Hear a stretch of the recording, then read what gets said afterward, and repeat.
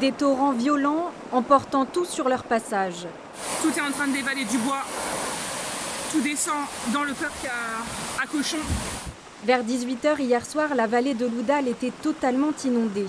Submergée par les eaux, montée à près d'1 mètre, la maison de Marie-Thérèse Le Prévost est dévastée. J'ai vu tout partir, tout.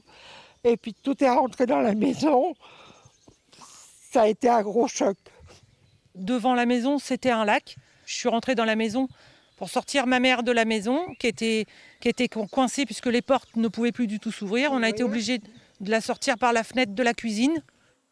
Un peu plus loin dans la vallée, la maison de cette habitante a été épargnée de justesse par les cailloux qui dévalaient la forêt depuis le plateau. Ça a cassé mon grillage, du coup mes bêtes étaient en liberté, ça est rentré dans la cabane.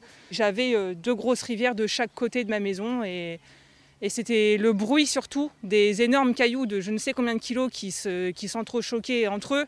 C'était impressionnant et ouais, j'ai eu vraiment très peur. Ce n'est pas la première fois que la zone est touchée. Francis Hénard habite la vallée depuis 20 ans. Il a déjà connu plusieurs épisodes d'inondation de ce type, mais jamais de cette ampleur. On s'aperçoit que ça arrive de plus en plus souvent, quoi.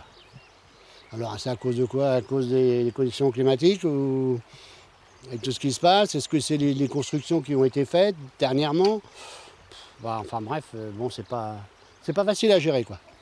Face à l'étendue des dégâts, les habitants des lieux se disent abandonnés.